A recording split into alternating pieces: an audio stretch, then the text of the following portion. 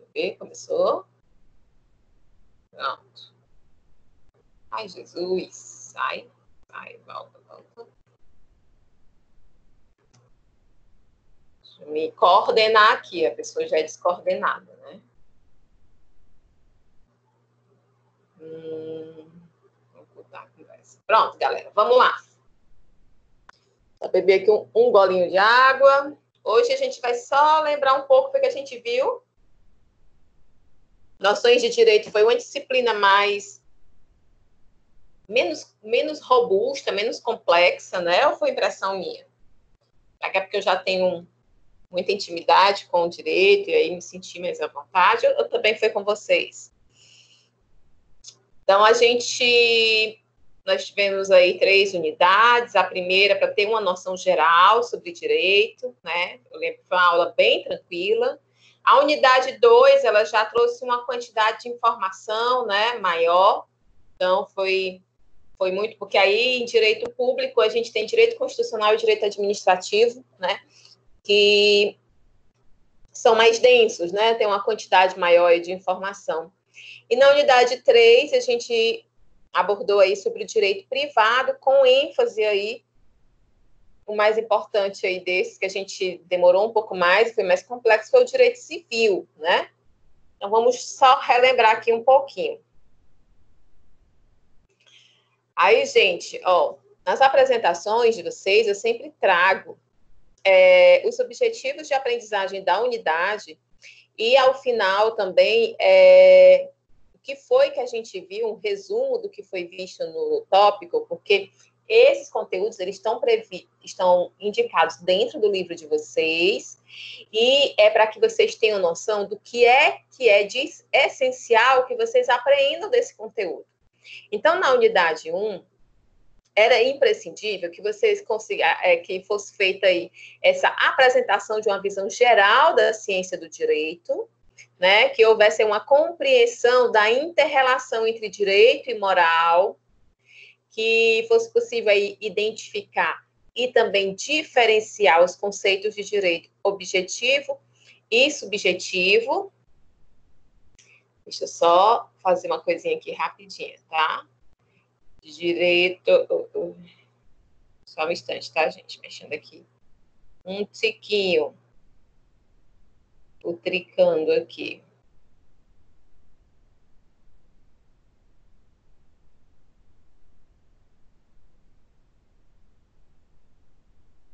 Só um instante.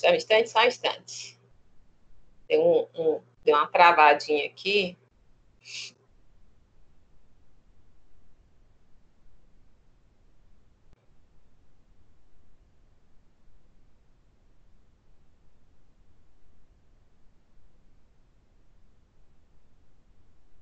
Pronto. Vamos lá. Deixa eu tirar aqui. Pronto. Reconhecer as fontes do direito, quais são, né, os locais onde a gente deve buscar aí, quais são as normativas, né, de direito do nosso país, compreender o conceito e as características de normas e também de relações jurídicas. E aí, lá no tópico 1, ao fim dele, era importante que vocês conseguissem finalizar esse tópico sabendo que o direito, ele vai ser fruto aí da vida em sociedade, ou seja, onde está o homem, está o direito. E aí vocês devem lembrar que a gente fez aí uma relação, né, de que o homem, ele vive em sociedade e que essa convivência, né, com outras pessoas acaba por gerar conflitos e no objetivo de tentar evitar esses conflitos ou até mesmo de resolvê-los, é que surge, então, a necessidade do direito, né? A forma de fazer, de evitar os conflitos é quando a gente estabelece as diretrizes, os direitos, e cada um passa a respeitar o direito do outro, sabendo até onde pode ir. Já a parte de resolver os conflitos desrespeitei as leis, fui além do meu direito, invadi o direito de outra pessoa. Então, agora, o que é que está previsto aí para a resolução dessa situação de conflito, né? Então, a primeira coisa que vocês tinham que aprender era isso. O direito, ele surge, então, dessa necessidade natural do ser humano, porque é natural do ser humano querer viver, socializar-se, né? E essa socialização, vez ou outra, tem uma capacidade aí, uma probabilidade de gerar conflitos, tá? De uma forma ampla, o direito, então, ele pode ser considerado como a ciência que estuda as normas que regulamentam a vida em sociedade. Então, quando vocês pensarem em direito, vocês vão imaginar que para essa sociedade funcionar de forma a evitar esses conflitos, né? A evitar o caos, ela precisa de normas. E o direito vai ser, então, a ciência responsável por essas normas. E para a diminuição e a resolução dos conflitos, elas também são utilizadas aí a questão política, a moral e a religião, né? A gente viu, por exemplo, a questão política, ela vai poder aí influenciar, né, dentro dessa resolução de conflitos. Os nossos valores morais também são importantes para isso, além do direito. E também a religião de cada um, né? Em alguns momentos pode ser que não haja tão nesse sentido, mas a intenção é essa. Então, para quem fica aí muito preocupado que, mas eu acho que eu não estou aprendendo. Então, assim, gente, não se preocupe ainda mais em estudando direito, tá? Direito é uma disciplina, acho que com muitas outras, mas como depende de muita leitura, né? Ela é uma disciplina que vai sendo internalizada à medida que você vai colocando em prática ou à medida que você reiteradamente vai estudando ela. O primeiro contato que geralmente as pessoas têm com a disciplina de direito, seja qual for, você consegue compreender o raciocínio lógico, mas você tem uma certa dificuldade em trazer para uma aplicação diária, né, uma aplicação prática, ou até de identificar algumas situações.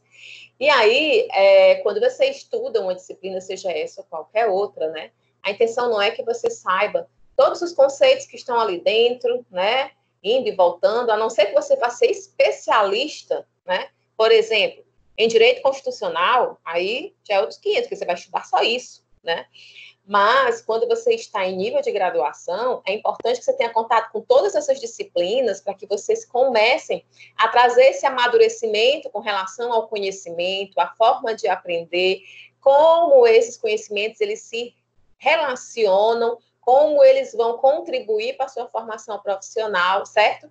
E aí, você tem que aprender, por exemplo, de direito, essas questões que são essenciais. Certo? Não se preocupe, no dia que você, eu pensava na disciplina de fundamentos e teoria organizacional, né? Gente, foram muitas teorias, e cada uma com um monte de características. Então, não pensem que vocês vão guardar aquilo ali para a mente de vocês, daqui a 2 anos vocês vão lembrar, porque vocês não vão, certo? Não vão, porque a gente internaliza muito o que a gente pratica. O que vai ficar dali, né, vai ser uma informação que você conseguiu trazer para uma realidade que aconteceu com você, ou com alguém que você conhece, ou você linkou com outra situação, certo? Então, fique tranquilos com relação a isso. Então, quando você está estudando direito, uma coisa é estudar para fazer prova, outra coisa é estudar para aprender, certo? Estudar para aprender é nesse sentido, é de você identificar o que é o direito, quais são as fontes, é muito importante vocês saberem quais são as fontes do direito, certo? Vocês saberem a hierarquia das legislações é importantíssimo. Por quê? Para que vocês, como cidadãos, não sejam enganados, para que vocês tenham consciência de buscar direitos, tanto enquanto pessoa física, quanto aí uma possibilidade de atuação dentro de pessoa jurídica, certo? Então, é esse viés que vocês têm que focar, tá? Fazer prova você faz, você pesquisa e tira 10. Mas no final, você vai, porque você pode estudar e decorar tudo e responder a prova e tirar um 10. Levou uma topada, esquece tudo, certo? Então, não tem cabimento. Aprender é diferente de responder prova, tá? Então, direito e moral não se confundem, né? O direito, ele está ali regulamentado, as questões morais, elas são individuais, elas sofrem influências, né, dependendo aí do local, dependendo da realidade de cada um. Gente, só um instante, porque aqui em casa, quando não é o gato, é o cachorro, pedindo para sair. Só um instante. Eles querem ficar perto de mim até não quererem mais, né? Para quem não sabe, aqui em casa nós temos 5 gatos, 4 são resgatados, né, da rua, que nós tiramos, e era o gato da minha sogra, que a gente passou a criar recentemente, e eu tenho um cachorro, então é uma zona aqui em casa de bicho. Então, tenha em mente que direito e moral não se confundem, certo? A moral, ela vai se modificando, ela está a ver com os valores, né, pessoais, com o que foi repassado pela sua família, né? E o direito, não. O direito vai além disso. A moral, ela tem um campo de ação mais amplo, né, do que o direito. E sim, o direito, ele sofre, sim, influência da moral. Até porque o direito, né, as leis, elas são feitas, são aprovadas por pessoas que aí elas vão julgar se aprovam ou não, se votam a favor ou não, muito embasado com a moral que cada um tem, né? Ou com a moral da sociedade como um todo, de interpretar como a sociedade vai enxergar uma normativa ou outra, né? Por exemplo, a gente tem a questão do aborto, né? A questão do casamento entre pessoas do mesmo sexo, que demorou tanto a sair, porque existia essa influência da moral aí em cima do direito. E lá no tópico 3 da unidade 1, que era importante a gente fixar, certo? O direito objetivo e o direito subjetivo, saber identificar aí as diferenças. Então, uma das principais classificações do direito é a que divide aí ele em direito objetivo e o direito subjetivo. Vocês lembram que a gente falou sobre isso? O que vai diferenciar o direito objetivo é a sua coatividade. O que significa aí que o direito objetivo são as normas que são impostas, de cumprimento obrigatório, enquanto o direito subjetivo, ele representa aí uma permissão de agir que está prevista dentro da lei, mas você não é obrigado a cumprir, certo? Existe ali uma exigência. Se um dia você se encaixar nela, você vai ter que cumprir. Se não, por exemplo, casamento, né? O casamento é previsto, né? É um direito previsto, mas você não é obrigado. Você casa ou não casa, ou você vai morar junto e não oficializa isso. Mas se você quiser, então você tem a possibilidade, já tem lá dizendo como é que faz e tudo mais. Então, essa é a diferença aí entre direito subjetivo e direito objetivo, certo? E apesar aí de diferentes, o direito objetivo e o direito subjetivo, eles estão ligados, vocês lembram que eles formam até às vezes acaba tendo como consequência o outro, né? Por exemplo, quando você casa, aí você acaba, depois que pratica, assina lá o seu contrato, né? No cartório, você começa a ficar, então, como é que eu vou dizer? Subjugado aí a obedecer outras normativas que são obrigatórias, como aquela questão que a gente viu da questão das separações de bens ou comunhão de bens, certo? Então, direito objetivo, ele tem a questão aí da coercitividade, você é obrigado, certo? Já o direito subjetivo, ele existe, mas você não é obrigado a cumprir. A não ser que você se encaixe, você passa direto e diz, não, isso aqui eu não quero. Tá bom? Se estiver indo rápido, vocês falam, certo? Vou até falar mais devagar, senão ela vai terminar muito cedo, né, meu povo? O tópico 4, ele falava sobre as fontes do direito, né? Isso aqui é importante. As fontes do direito aí são as origens do direito, né? É através dessas origens que nasce o direito e que ele evolui. Aí ele traz que a principal fonte do direito é a lei, mas ela não é a única, até porque o que acontece? Às vezes uma lei é feita, é aprovada, é sancionada, mas ela ainda carece de alguma complementação, ela deixa algumas lacunas, e aí no momento de decisão que envolva a análise dessa legislação, as pessoas, né, que estiverem analisando, seja um juiz, seja um gestor, ele precisa se munir de algumas outras informações para poder decidir. porque a lei ela não vai te ajudar nisso. Então, por isso que existem outras fontes, certo? A gente, além da lei, que é a máxima, quer dizer, mas uma doutrina está dizendo aqui, Marcela, que se eu quiser, eu posso matar alguém. E não vai ser crime. Aí não dá, né? Por quê? Porque uma doutrina, ela não pode ir além do que a lei vai. Ela só pode ir dentro da permissão que a lei lhe dá, certo? Então, a gente tem a questão da doutrina, e aí a doutrina, a partir dos estudos, das pesquisas, dos estudiosos, eles estabelecem aí doutrinas que vão tentar explicar as situações, né, dentro de uma análise, né, bem de uma pesquisa mesmo, com embasamento, né? Então, por exemplo, Eli Lopes Meireles é muito citado como uma doutrina no direito administrativo, certo? Tem a questão da equidade, que na hora de decidir, então, tratar aí com igualdade. A questão da jurisprudência, que é se basear em outras decisões, certo? Já aconteceu um caso parecido como esse, então a gente vai buscar como é que foi decidido essa situação. Pronto, então, com base nesse daqui que foi feito e foi aceito, a gente vai fazer igual. Nos Estados Unidos, vocês veem sempre aí, eu falo muito dos Estados Unidos, porque a gente assiste muita série, muito filme proveniente de lá, e eles acabam mostrando como é o sistema deles, né?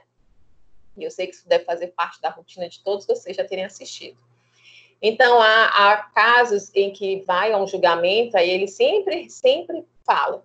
No caso de fulano versus fulano, né, a corte decidiu que se pedir isso vai ser aceito por interpretar dessa forma, dessa forma, dessa forma. Os advogados sempre puxam isso. Então, eles estão elencando aí jurisprudências, certo?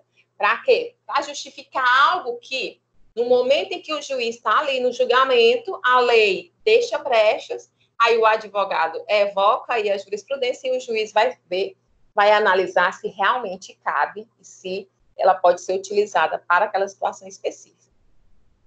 Tem também a questão da analogia, né? A analogia é bem parecida, fazer analogia com outros casos. Jurisprudência no Brasil, certo? Só fazendo aqui mais um adendo. A gente tem algo chamado de súmulas vinculantes. As súmulas vinculantes são decisões proferidas aí pelo STF, certo? E elas têm um nome de vinculante porque elas vinculam o sistema a obedecer aquela interpretação que foi dada. Então, quando chega um caso ao STF, por exemplo, questão de nepotismo. Existe uma lei do nepotismo, né, vigente no nosso país, mas essa lei, ela deixa algumas brechas para você conseguir realmente definir quem vai se encaixar dentro desse nepotismo. Por quê? Marcela, mas é muito fácil, só ver se é parente. Não é tão fácil, tá, gente? Não é tão claro. Por quê? Pode ser meu parente, mas eu posso, por exemplo, pedir para uma outra pessoa indicar essa pessoa que é minha parente para assumir um cargo, certo? E, de uma certa forma, você ainda está utilizando o nepotismo. Então, o STF decidiu, e aí elencou como uma súmula vinculante, onde ele vai caracterizando, né, quando se encaixa como nepotismo, certo? Então, isso é uma jurisprudência. E as súmulas vinculantes do STF, elas devem ser respeitadas sem questionamento, devem ser levadas em consideração. A gente também tem a questão dos costumes, os princípios gerais de direito, dos costumes, lembrem sempre do cheque pré-datado. Isso é muito icônico para essa situação. Então, uma fonte do direito aí é o costume, nesse caso, que é a questão do cheque pré-datado. O cheque pré-datado, ele não existe na legislação. O que existe é o cheque como uma ordem de pagamento à vista, certo? Você chega lá e recebe o dinheiro na hora que você apresentar. Mas convencionou-se, criou-se um costume dentro da nossa sociedade como um todo, que algumas empresas esperam, algumas pessoas, né, que recebem esse cheque, se propõem a esperar um tempo para poder sacar esse recurso. Quando alguém resolve quebrar esse acordo, né, já consagrado na sociedade, ele pode estar colocando essa pessoa, né, que dono do cheque numa situação aí desfavorável, que pode gerar algum prejuízo, inclusive para a sua imagem, né? E aí, essa pessoa pode vir a ser processada por danos morais e muito provavelmente vai perder, certo? Então, isso aí é um exemplo em que a fonte do direito vem de onde? Vem dos costumes. E os princípios gerais do direito, né? Vocês devem ter percebido que praticamente todos os tipos de direito, eles têm os seus princípios que vão nortear quando e como o gestor deve agir, né? Sem desrespeitar esses princípios, levando sempre como norte, né? Esses princípios. E no tópico 5, sobre norma jurídica, era importante que vocês lembrassem, né? Conseguissem aí reter que o estudo da norma jurídica, ele é importante no estudo do direito e que a norma jurídica, ela traz aí a forma de conduta que é exigida pelo Estado. Então, a norminha jurídica é o que vai dizer como a gente vai ser conduzida, como vamos nos conduzir. Como característica geral, em todas as normas jurídicas, há aí a obrigatoriedade do seu cumprimento. As normas não estão ali para você escolher ou não se vai cumprir, a não ser aquelas, né, do direito subjetivo.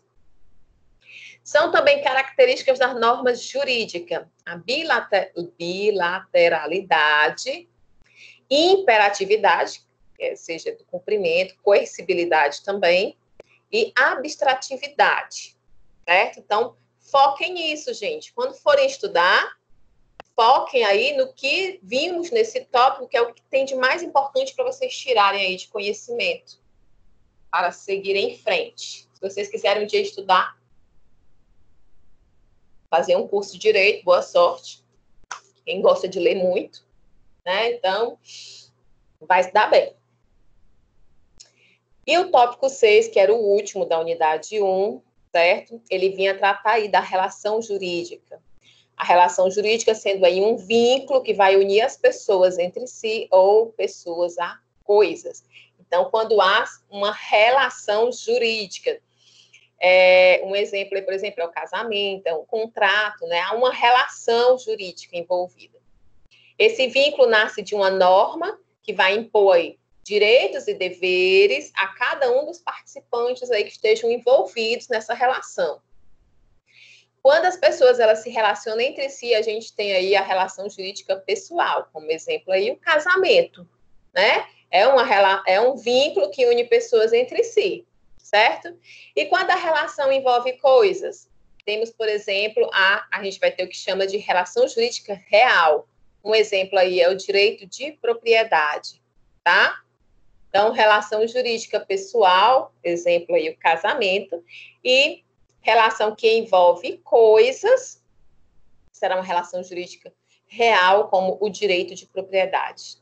E são sujeitos da relação jurídica, o sujeito ativo está agindo, então ele será o titular de um direito, enquanto o sujeito passivo será ali o que deve cumprir uma obrigação, tá bom? Ativo está agindo, ele tem um direito aí a receber, certo? E o passivo, ele tem essa obrigação a pagar, por assim dizer. E isso foi a unidade 1. Isso aí foi a introdução ao estudo do direito. Então, com isso, vocês conseguiram saber por que o direito existe, para que ele serve, né? Quais os tipos de direito, no sentido da classificação deles entre subjetivo e objetivo, quais são as fontes, que é muito importante, que a lei é a fonte mais importante, né, no direito. Existe aí, quando há um vínculo entre pessoas e coisas, existe aí uma relação jurídica, tá certo? Então, quando vocês terminarem a unidade 1, é importante que vocês saibam disso e levem isso por muito tempo na vida de vocês, certo?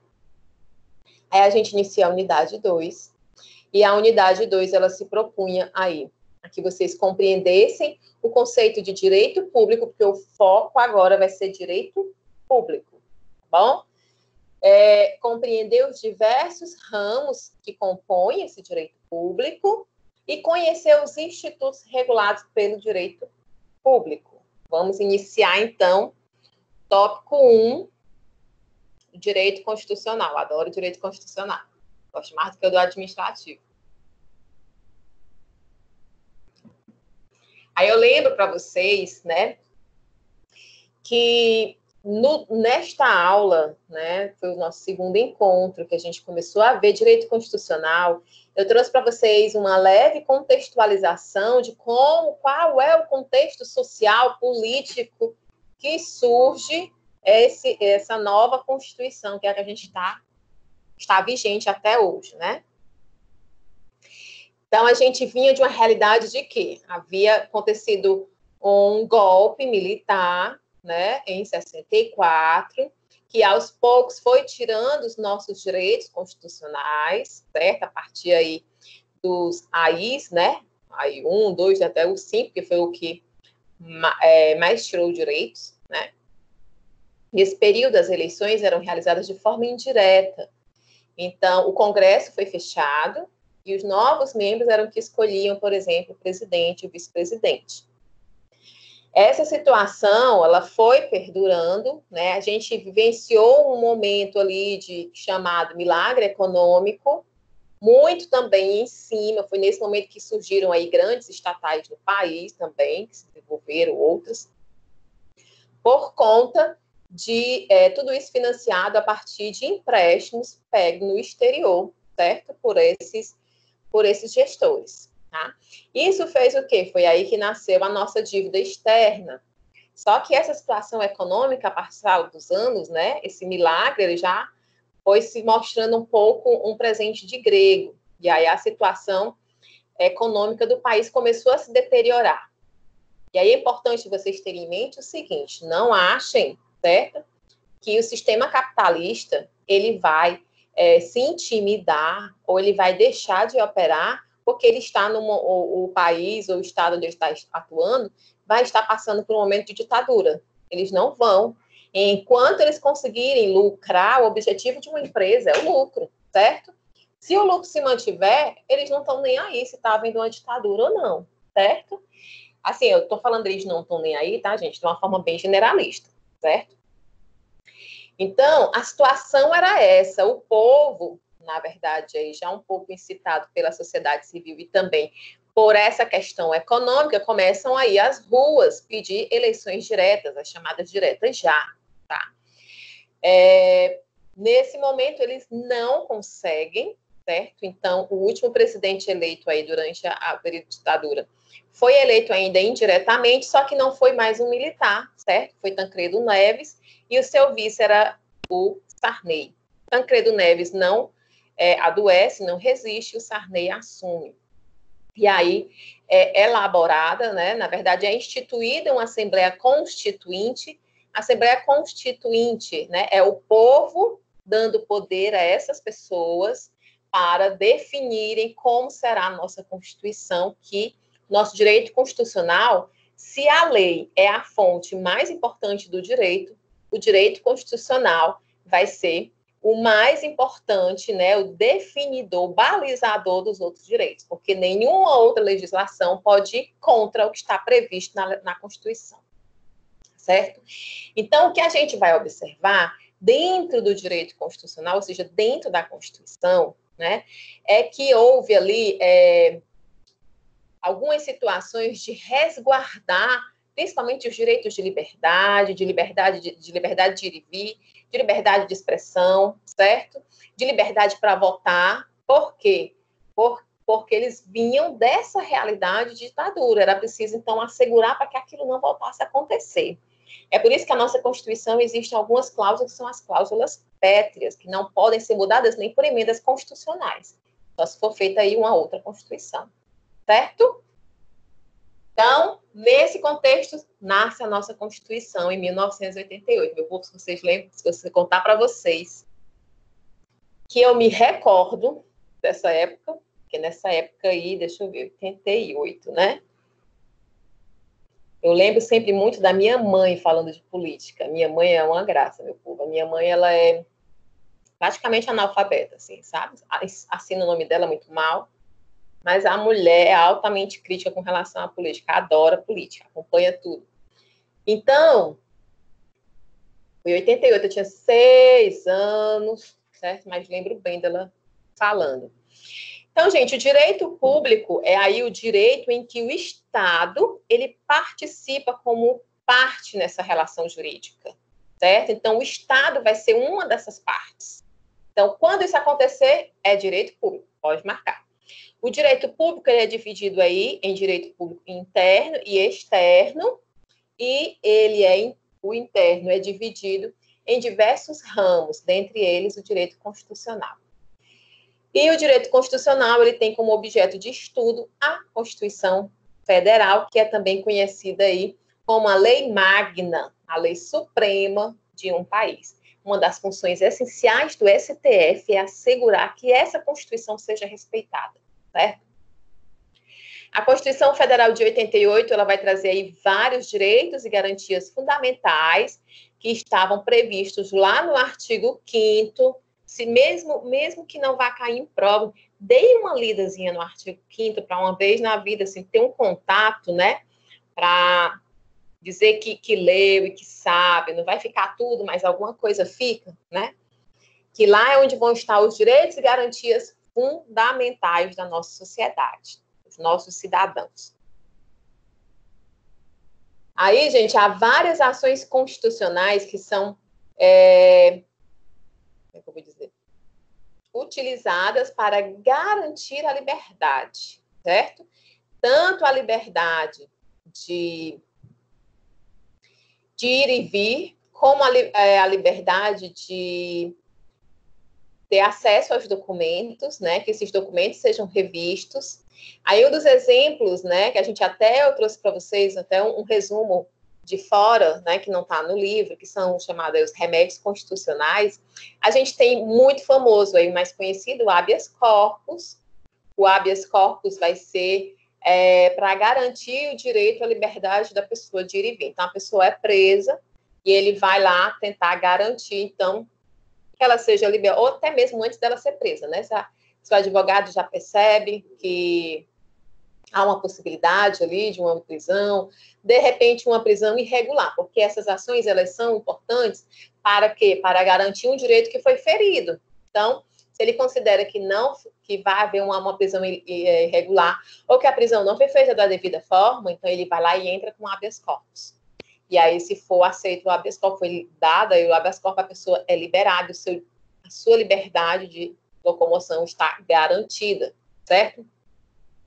O habeas data, né, com relação aí aos dados, né, às vezes algum dado seu está com inconsistência dentro de algum banco de dados, né, uma base de dados, e aí você pode corrigir. A gente viu também que tinha um mandado de segurança, um mandado de injunção, a ação popular. Esses são importantes, gente. Então, vão lá, guardem aquele slidezinho, certo? Sempre dêem uma olhadinha ali, porque pode ser que em algum momento vocês tenham que utilizar. Por exemplo, mandado de segurança, o pessoal usa muito quando vai fazer concurso, que às vezes identifica alguma irregularidade, eles estão desrespeitando o que é chamado direito líquido e certo. Aí você vai lá e diz que isso está sendo desrespeitado a partir de um mandado de segurança, tá? Uma coisa importante, deixa eu ver aqui só se... Pronto. Uma coisa importante com relação ao direito constitucional, certo? A gente viu que tem, no artigo 5º, ele tem os direitos e as garantias fundamentais. E aí, esses direitos e garantias fundamentais, eles vão trazer os desdobramentos, que são aí os direitos sociais estão relacionados aí aos direitos trabalhistas, né? A gente tem os direitos e garantias individuais e coletivos. Dentro desse direitos e garantias individuais e coletivos, a gente viu que tinham vários princípios. O princípio da igualdade, ou seja, ninguém pode ser aí discriminado por questão de raça, gênero, nada disso, né? A gente viu que, além dos direitos sociais e dos direitos e garantias individuais e coletivos, tinha também a questão dos direitos... Ai, Jesus, deixa eu procurar, estou procurando aqui, que de cabeça não... Os direitos sociais... Pronto, os direitos de nacionalidade, vocês lembram que a gente falou sobre os estrangeiros, né? Eles podem vir morar aqui no país e eles podem até adquirir a nossa nacionalidade. Existe aí um procedimento para isso, cada país vai adotar um tipo, se é nacional, quem nasce no país, ou um brasileiro que tem um filho fora do país, ele pode ser considerado aí brasileiro, né? Então, a gente viu também que dentro lá de direitos e garantias constitucionais é onde está previsto os direitos políticos. Quer dizer que as pessoas têm direito a votar e serem votadas, né? A questão da elegibilidade, a iniciativa popular para criar leis, a ação popular também, certo? Tudo isso aí dentro da questão dos direitos políticos. A gente viu, e não tem lá no livro, eu trouxe a questão do plebiscito e do referendo, para vocês compreenderem o que é cada um, né? O plebiscito é quando é antes de uma norma de ser feita aí um ato normativo, administrativo, enquanto que o referendo é após, né? Por exemplo, um plebiscito foi feito para definir qual seria a forma aí de governo, e nós escolhemos o presidencialismo, certo? A gente também, relacionado aos direitos e garantias fundamentais, estão os direitos relacionados à organização, participação e funcionamento dos partidos políticos. Aí eles têm que ser observados o que eles têm? Que respeitar a soberania nacional, o regime democrático, o pluripartidarismo, né? Os direitos fundamentais da pessoa humana. Uma coisa importante, falando aqui de nacionalidade, né, de povo, de soberania, que eu falei um pouquinho para vocês, e depois o livro até trouxe, a questão de diferenciar o que é um povo de uma população e de uma nação. Não sei se vocês recordam que eu fui discutir um pouquinho para vocês o que era a noção de Estado. Estado aí é considerado quando há um território, certo? Um povo, território, povo, e a soberania. A soberania ela tem que ser interna e externa, ou seja, dentro do país, né, dentro desse Estado, ele tem que ser a voz predominante. E ele tem que ser independente em relação às relações externas, ou seja, outros países não podem vir mandar aqui dentro, certo? Isso é a questão da soberania. O território, ele vai aí dizer que o território ele vai além das questões geográficas. Por exemplo, um exemplo que eu trouxe foi navios, né? Navios brasileiros aportados aí em portos de outros países. Aquele navio é considerado um território brasileiro. Então, lá dentro valem as leis do Brasil, dentro daquele navio. Se a pessoa sair dele, aí já não. Enquanto estiver lá dentro, tá? Valem as leis do Brasil. É como se fosse um outro país. Eles não podem ali, por exemplo, invadir. A gente viu também a questão do povo, né? Que é preciso que exista aí, para existir um Estado, precisa de território, soberania e povo. E há uma diferença entre povo, nação e população. Quando você pensar em população, você vai pensar conjunto de habitantes, você vai pensar em geografia, certo? Quando você pensar em nação, você vai pensar também na questão dos laços históricos, os laços culturais, certo? E o povo? O povo vai ser o conjunto de pessoas que fazem parte desse Estado, eles compõem esse Estado. Então, foi outra questão que era importante aí para o direito constitucional. Outra coisa importante sobre o direito constitucional e sobre lá o artigo 5º, com todas essas liberdades, é que sim, o direito, ele nos garante várias liberdades, como, por exemplo, o direito à livre expressão, né? Nós podemos expressar as nossas ideias, as nossas opiniões, e inclusive o pessoal está fazendo isso até demais, perderam aí a mão e estão achando que a opinião pode desbancar fatos científicos, por exemplo, né? Mas o que é importante ter em mente é que essa liberdade, gente, ela tem uma limitação, porque quando você pensa em direito, atrelado a isso, tem também deveres, né? Vamos fazer que nem o Homem-Aranha. Grandes poderes vêm grandes responsabilidades. Então, se você tem o direito de expressar tudo que você pensa, você tem, mas há uma limitação. Você não atingir e ultrapassar o seu direito e ferir o direito de outra pessoa, como, por exemplo, atacar a honra, né? A difamação. Então, isso são limitações de um direito que é garantido. Então, não é porque existe o direito àquilo que, se você utilizá-lo de má forma, que não haverá penalidades, certo? Acho que o direito constitucional era isso, certo? Mais importante, que fica aí gravadinho na mente de vocês. Dê uma olhadinha no artigo 5º, né? E revejam os slides que encaminhamos, que utilizamos durante essas últimas aulas. Opa. Já está aqui no 2, né? Ver se eu pulei alguma coisa. Os direitos sociais protegem o trabalhador, né? Como eu falei anteriormente. Há duas espécies de nacionalidade. A que se adquire com o nascimento, que todos nós aqui adquirimos quando nascemos aqui, que se chama aí nacionalidade originária. É reconhecida pelos critérios aí da origem sanguínea ou então territorial. Ou seja, se uma outra pessoa nasce aqui, né? No nosso território. E a que decorre da naturalização, também chamada aí de nacionalidade adquirida. É como um estrangeiro resolve vir morar no Brasil, depois ele entra com um processo aí de aquisição de nacionalidade, então ele é naturalizado brasileiro. A gente viu que a legislação, ela também busca não fazer distinção entre esses tipos de nacionalidade, entre o brasileiro nato, né, e o brasileiro naturalizado, com exceções. E essas exceções, elas existem principalmente também para proteger o povo, o Estado, o território e a nossa soberania.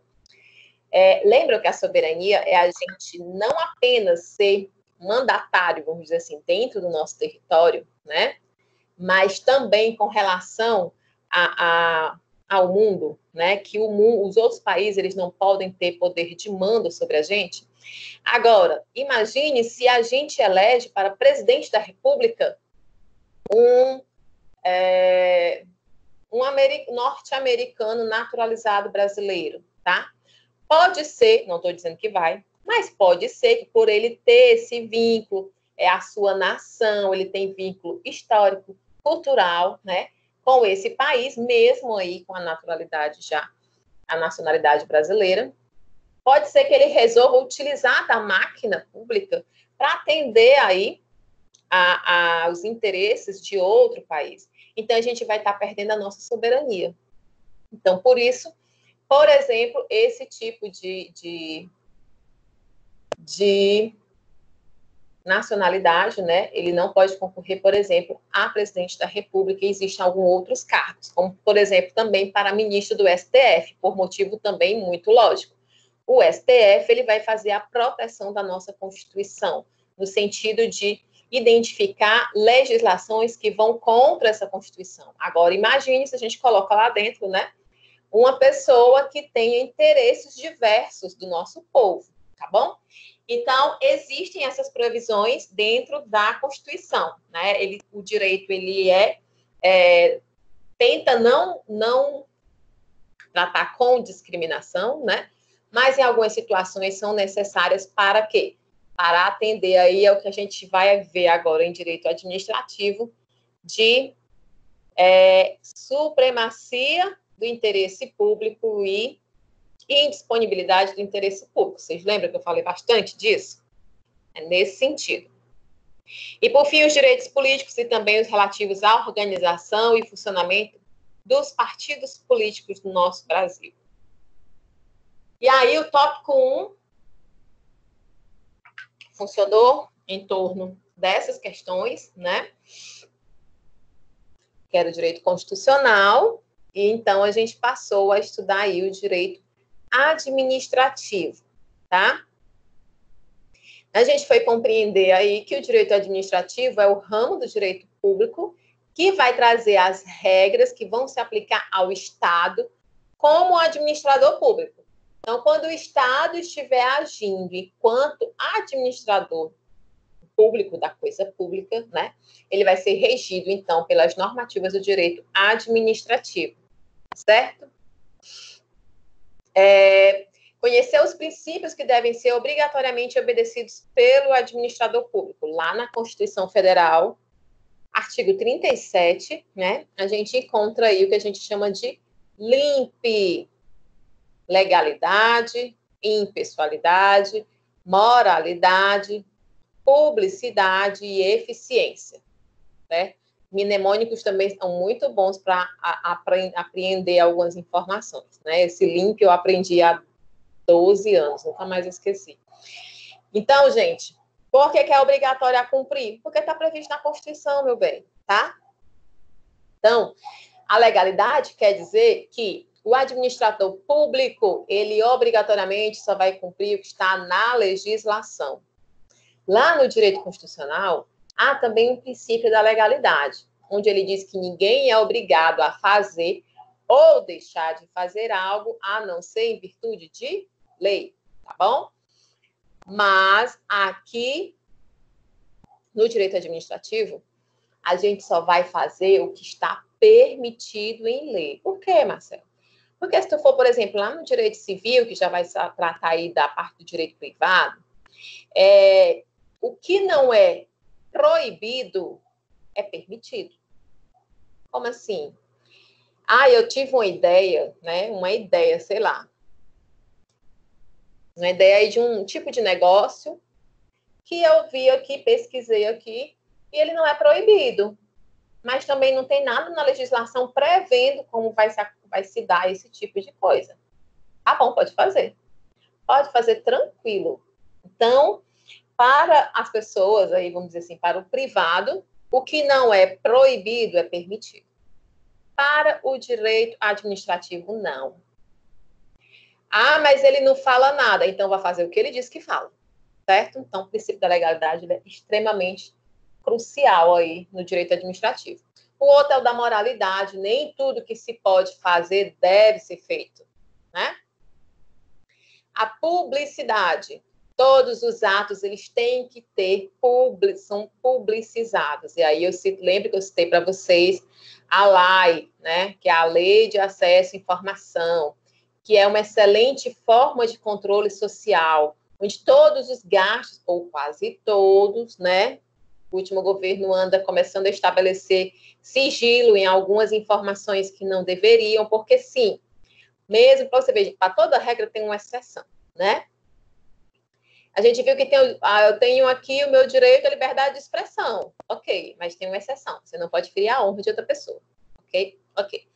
Aí eu tenho direito à liberdade, ok, mas, meu bem, o seu direito à liberdade, ele pode ser revogado se você pratica um crime que tem como sanção, né, como penalidade, a reclusão, ou seja, você deixar de ter esse direito, essa liberdade de locomoção.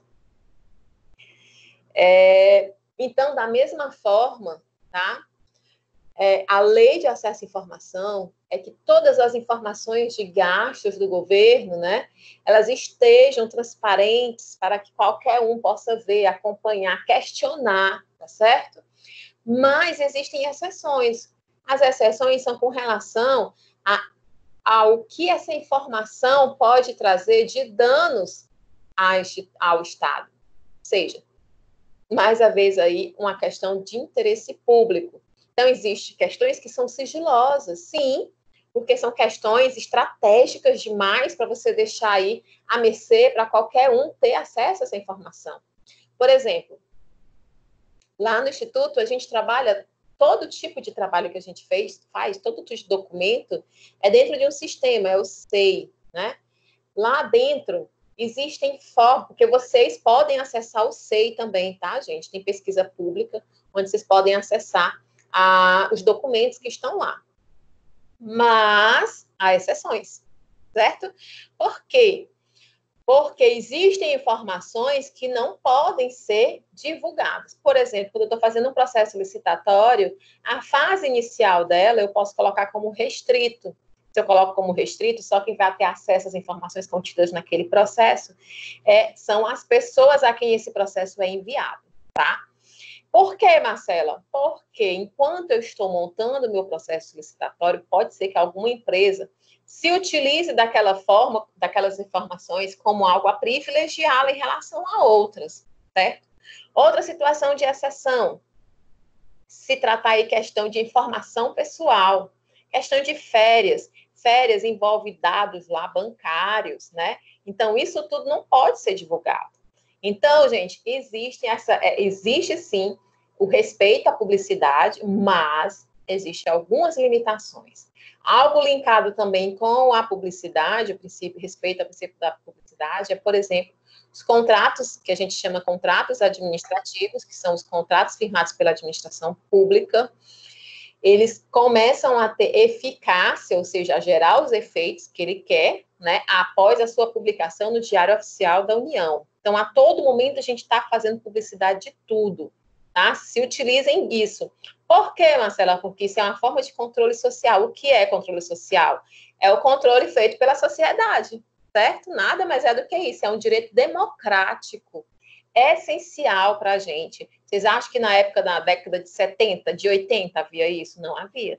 Então, vamos nos aproveitar. A questão da impessoalidade é para proteger a administração pública, o Estado, de quê? De que se vincule as ações do Estado a uma pessoa individualizada, para que as ações dele não sejam influenciadas pelos interesses de outrem, né? Que respeite aí o interesse público, a supremacia do interesse público. E aí, falando nisso, já que a gente estava falando aqui de princípios, existem dois princípios basilares, são os alicerces, né, do direito administrativo, que não estão previstos na legislação, certo? Mas é convencionado que são os essenciais. Supremacia do interesse público e indisponibilidade do interesse público. A supremacia do interesse público se refere aí a você garantir, ou seja, o interesse da maioria, o interesse público, ele se sobressai em cima do interesse particular. A cada ação, a cada decisão, a cada contratação, tudo que um administrador público fizer, ele vai ter que estar fazendo no intuito de atender ao interesse público e não interesses particulares, tá certo? Exceção, quando eu falei das férias, de uma certa forma é um interesse particular, mas tem um interesse público por trás também, certo? Enfim, e o princípio da indisponibilidade do interesse público, ele se refere aí, para deixar claro, que você, querido administrador público, passou no concurso e tudo mais, você pode dispor dos bens da administração, dos recursos orçamentários, de pessoal e tudo mais, da forma que for necessário. Mas o senhor não tem autorização, certo? Para dispor desses recursos ao seu bel prazer, da forma que você acha. Não, senhor, certo? É indisponível. Você só vai poder dispor ele em quê? No atendimento ao interesse público. Então, se foi identificado que uma pessoa, ela está... por exemplo, vou dar um exemplo aqui. Uma empresa é contratada para entregar, lá no campus a gente recebe merenda assim, né? Os alunos recebem merenda, alguns alunos, né, a gente tem que dar merenda e eles recebem no horário do intervalo. Como é que é feito? A empresa, ela não fica lá dentro do campus, tá? A gente não tem merendeira contratada nem nada. Nós fazemos uma licitação, contratamos uma empresa para fazer entrega de merenda sob demanda. Então, a gente diz quanto vai precisar para aquele dia e ela vai lá com tudo empacotado e entrega, depois pega suas coisinhas, deixa tudo limpo e vai embora, certo? Agora, imagine se aí eles têm que alugar um espaço, esse espaço tem que estar adequado dentro das legislações sanitárias, a fiscal vai lá e verifica e tudo mais. Agora, se a gente pegar essa empresa para trabalhar lá dentro do campus, eu contratei ela, veja, eu contratei ela para ela prestar o serviço o quê? Indo lá entregar o lanche pronto.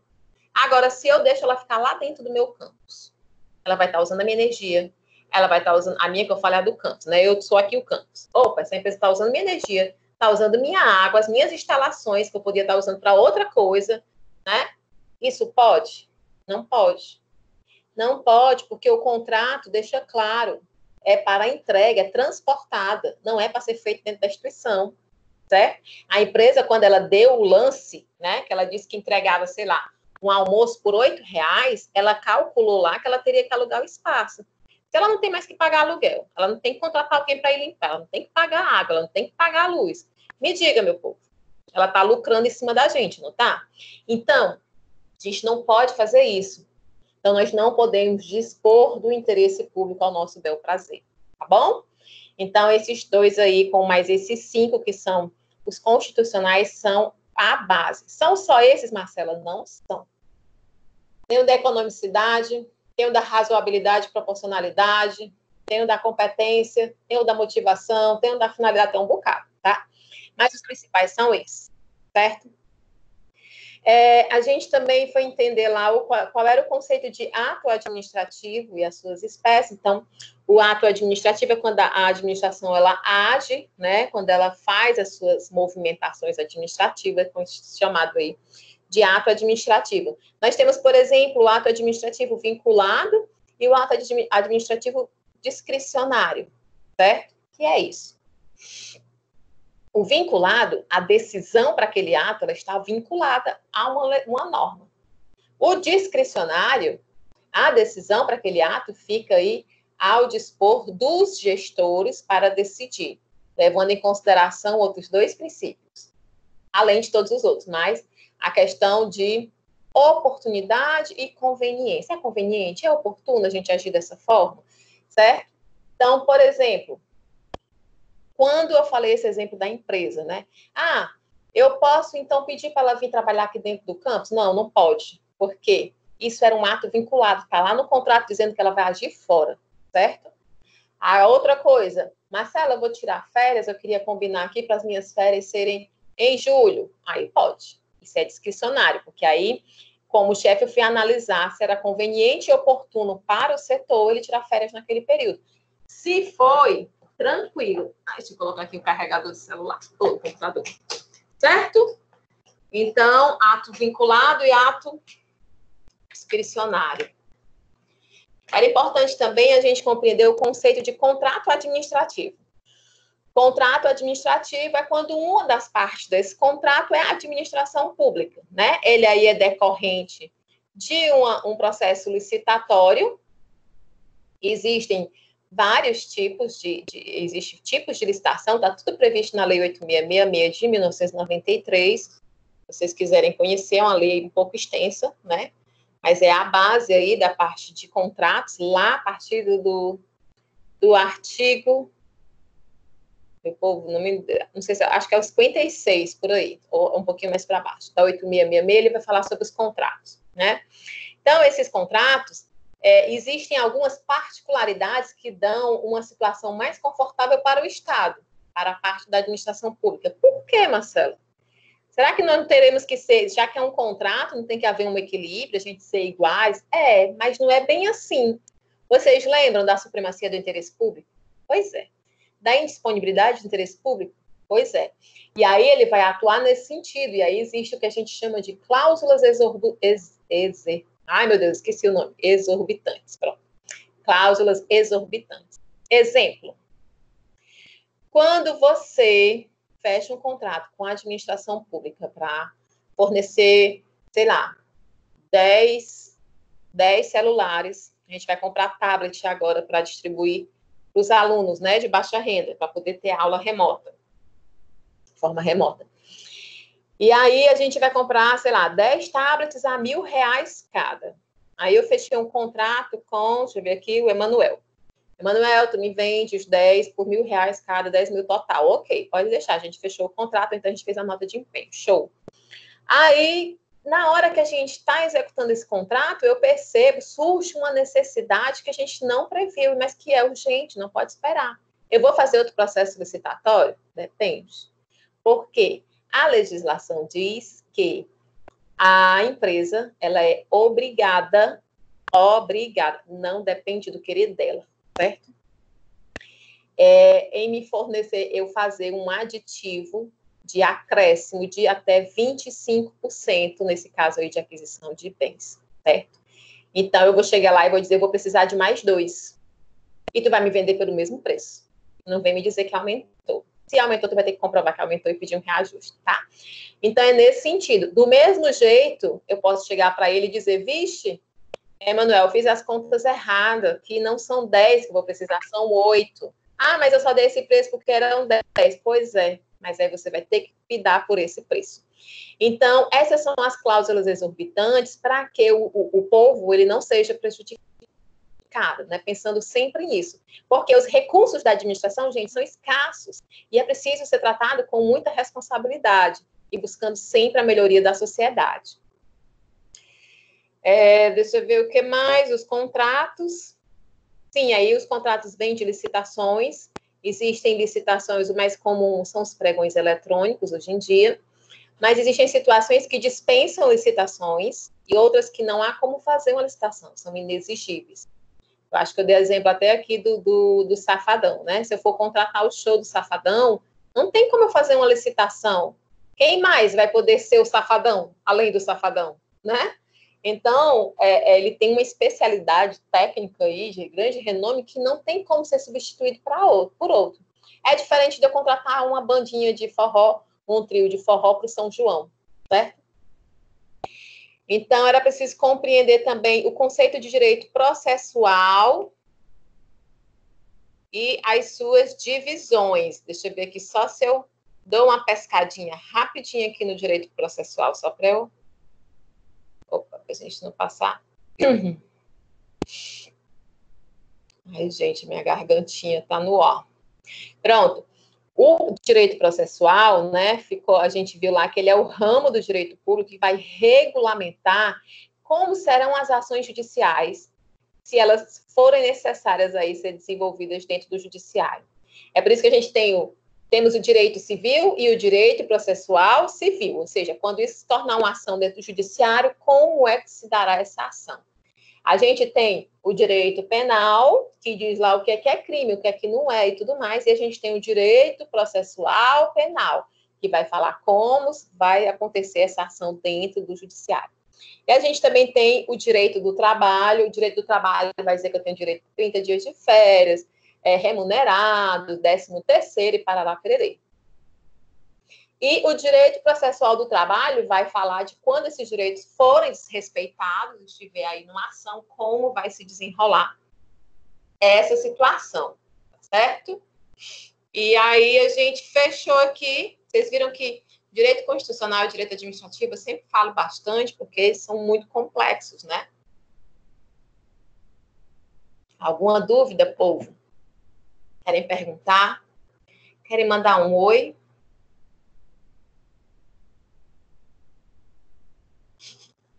Tem uns memezinhos que fica assim, o professor, não sei se vocês viram, tipo um tigre é um leãozão, assim, bem brabo, grandão. E aí, do lado, a partir da tela do outro lado, um gatinho todo manhoso, né? E aí coloca lá, embaixo do leão. Professor pedindo para fazer em silêncio durante a aula presencial. Aí no gatinho, o professor pedindo para alguém falar com ele na aula remota.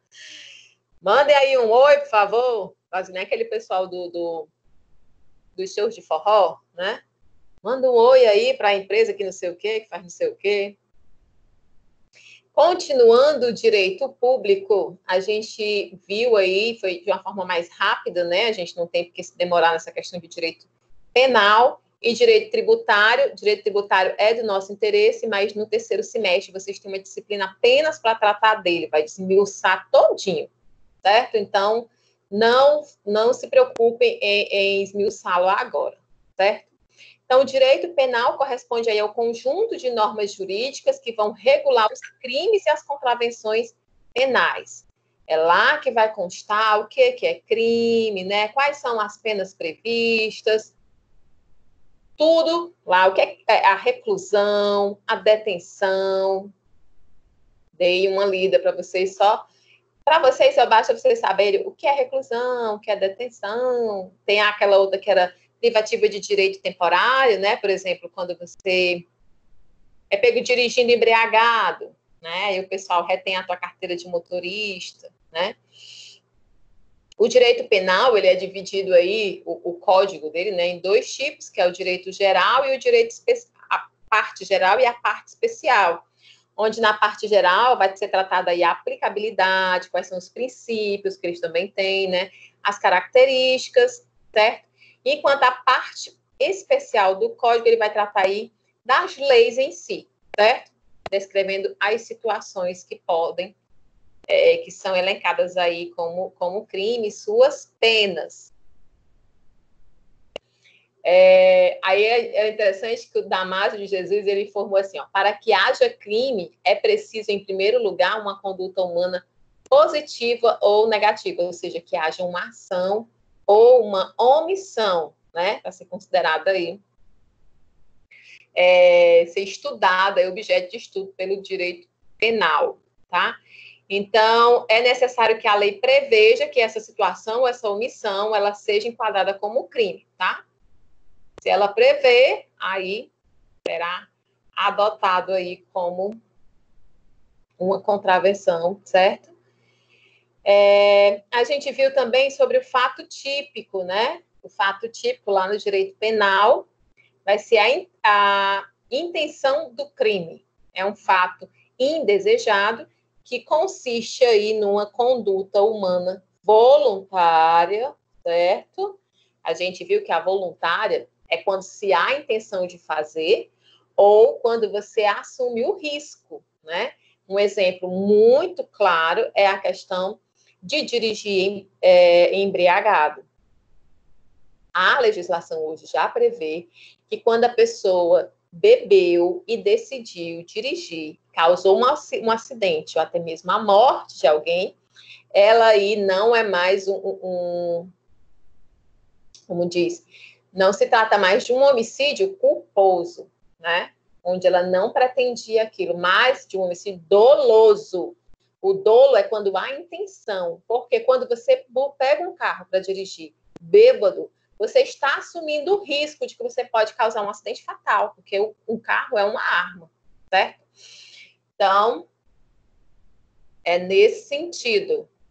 A gente viu também, né, que esse fato ele tem que ter a conduta pode ser dolosa ou culposa, que eu citei aqui. A dolosa é quando há uma intenção, certo? Se pretende ter aquele resultado, ou então, como eu falei do caso de dirigir embriagado, assume o risco, né? Eu assumo, se morrer, aí eu vou, sem problema, ser julgado e tudo mais, não estou nem aí. E a culposa é quando não tem uma intenção, né, de produzir o efeito. Por exemplo, gente, uma pessoa vai socorrer um médico, né? Um médico comete um erro médico, né? Não era a intenção dele fazer aquilo, mas ele pode cometer um erro que vai gerar aí a morte de uma pessoa. Quando se mata alguém, né? Isso é um crime, mas vai ter que ser analisado aí se há uma intenção. E a questão culposa, né? Ela está vinculada a 3 características. É preciso que se verifique se houve negligência, imprudência ou imperícia, certo? Ou seja, se agiu de negligência, se agiu aí sem se preocupar, né, com o resultado. A imprudência, a pessoa foi lá, a questão do afoito, muito apressado, né? Foi imprudente, não fez com calma, com atenção. E a imperícia é quando ela não tem a técnica, não sabe como fazer, não tem a perícia, certo? É preciso que seja também antijurídico, é quando a gente atua em legítima defesa, são as exceções. Você atua em legítima defesa, no estado de necessidade, né? ou então no estrito cumprimento do dever legal, como, por exemplo, quando um policial aí mata alguém, tá? Quando está no exercício da sua função. E outra coisa a ser considerada é a imputabilidade, que vai ser a capacidade de culpar aquela pessoa. Entendendo aí como capacidade de entender e de querer, como regra geral no nosso ordenamento, são imputáveis os maiores de 18 anos. Por isso que querem baixar, né, a maioridade para menos que 18 anos, para que eles se tornem aí capazes de responder em juízo, né? Antes disso, eles não são. E aí, dando continuidade, então, o crime é ato típico e antijurídico, já vimos. Pode ser doloso quando é intencional, ou culposo quando não tem intenção. Culposo está atrelado aí à negligência, imperícia e imprudência. Para que seja aplicada a sanção prevista em lei, é necessário que também esteja presente a culpabilidade.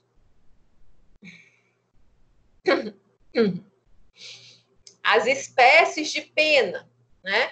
Nós temos a privativa de liberdade, restritiva de direitos, se restringe ali alguns direitos, e multa, por exemplo. Temos também penas de detenção e reclusão, e ainda as medidas de segurança. A reclusão é a prisão, certo? Os tipos as medidas de segurança, lembro que a gente falou, por exemplo, as medidas de segurança quando o marido agride a esposa, né?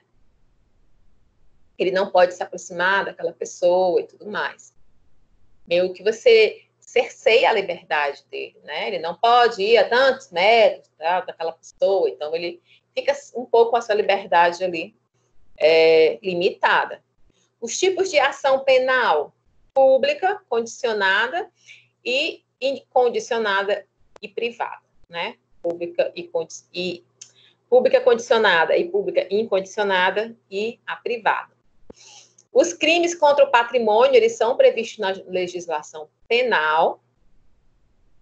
Crime contra o patrimônio, por exemplo, latrocínio é considerado assim, né? Até um tempo atrás tinha um crime relacionado à mulher que era considerado crime contra o patrimônio, porque a mulher era vista como patrimônio, né, do marido. O direito tributário vai ser aí o ramo do direito público que tem por objeto de estudo as obrigações entre contribuinte e o fisco. É bem interessante esse direito, a gente vai estudar ele tem os seus princípios também, a gente vai estudar lá no terceiro semestre quais são os tipos de tributos que existem. Por que chama, Marcelo, eu sempre chamo os tributos de impostos. Então, por que o estudo dele chama direito tributário? Porque não é imposto, né, gente? O nome é tributo. Tributo são todos os tipos de contribuições que a gente é obrigado a pagar ao governo, tá? Imposto é um tipo de tributo, assim como tem taxa de melhoria, assim como tem outras taxas, certo? Então, os impostos, eles vão ser aí um tipo de tributo. Então, não confundam mais alhos com bugalhos, tá? Quando você quiser generalizar, você fala em tributos. Quando você for especializar, você fala em impostos. Então, a gente vai estudar lá no terceiro semestre os princípios, a gente vai estudar também quais são as competências do Estado, quais são as competências dos municípios, quais são as competências da União, o que é que cada um pode cobrar de imposto, né? A liberdade de cada um em fazer essas cobranças, tá certo? A gente vai estudar também os tipos de regimes de tributação das empresas. Já ouviram falar do Simples Nacional? Pois bem, é um tipo de regime de tributação. É uma classificação em que uma empresa vai decidir para que ela vá pagar os seus tributos ao Estado, certo? E aí, dependendo das características de cada empresa, ela vai se encaixar num regime de tributação diferente. Então, o direito tributário ele vai tratar de todas essas questões que envolvem os tributos, certo? No nosso país.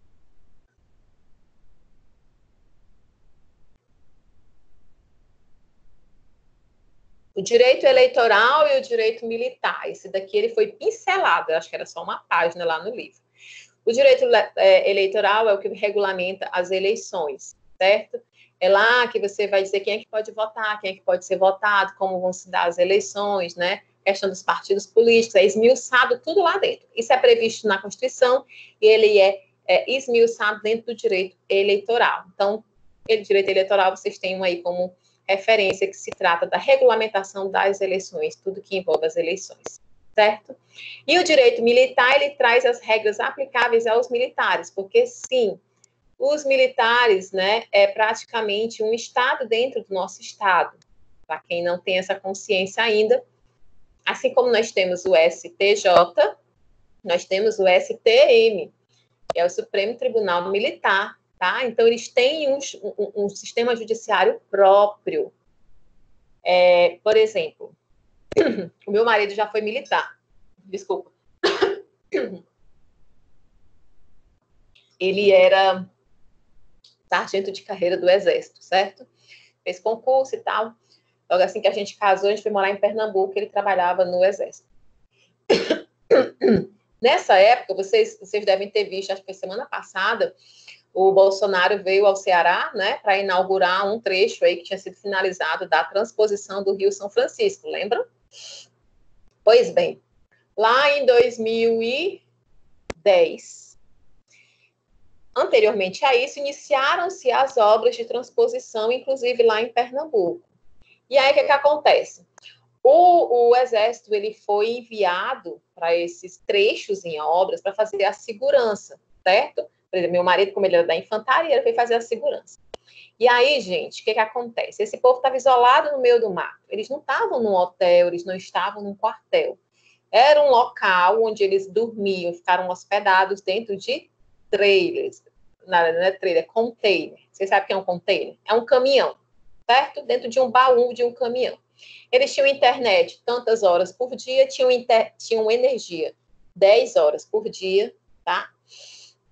A alimentação era só aquela que era feita lá pelo rancho, onde eles iam comer, eles só iam à cidade uma vez a cada 10 dias, por aí. E a ideia é o seguinte, vai uma equipe, fica lá 10 dias, volta, vai outra equipe. O que foi que aconteceu da última vez que meu marido foi para lá, que era até na cidade de Floresta, né, em Pernambuco? Ele foi para ficar esses 10 dias.